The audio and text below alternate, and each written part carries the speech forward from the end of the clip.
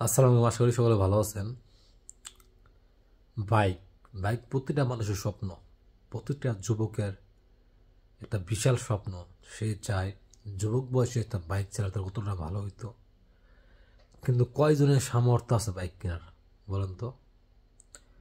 সব পরিবার কি পারে তার সন্তানকে যুবক বয়সে বাইক কিনে দিতে? অসম্ভব। কিছু কিছু পরিবার পারে, আর বাকিগুলো পারে না। দেখা যায় সেই ব্যক্তি শখ পূরণের জন্য কর্ম করে একটা বাইক ক্রয় করে, তার শখটা পূরণ করে, মনের আয়েস মিটায়। এর ভিতরে কিছু লোক তারা বাইক কিনতে পারে না। দেখা যায় বন্ধু বান্ধব, আত্মীয় স্বজনের বাইক চায় বা একটু নিয়ে চালায়, 1 ঘন্টা, আধা ঘন্টা, 2 ঘন্টা, কিন্তু এতটুকু চালায় কি তার তৃপ্তি মিলে, তার শখ মিটে না। তখন তারা কি করে? একটা বিয়ে করে, ফ্যামিলির চাপে বা নিজের আয়েসে বিয়ে করে, আশা করে যে শ্বশুরবাড়িতে বাইক যদি দেয়, কিন্তু সেই ভাগ্য অনেকের হয় না, পায় না একটা বাইক।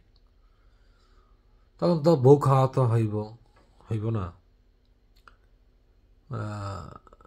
দেখা যায় তখন কি করে, তো উপায় পায় না। নর্মালি একটা উপায় হচ্ছে অটো। তখন অটো হয়তো ভাড়ায় হোক বা কোনো না কোনো ওয়াইতে কিনা হোক, অটো চালায়। আপনারা দেখবেন অটোর হ্যান্ডেল আর বাইকের হ্যান্ডেল অনেকটা একরকম। যদি ফিল করেন আপনি অটোর ফিল্ড, মানে বাইকের ফিল্ড যদি করেন অটোর ভিতরে, হ্যাঁ বাইক চালানো হয়ে যায়। তো অনেক সময় দেখা যায় তারা বাইকের ফিল করে, ওই এনার্জি করে তারা অটো চালায়। তারপরে কি হয় জানেন? দুর্ঘটনা ঘটে।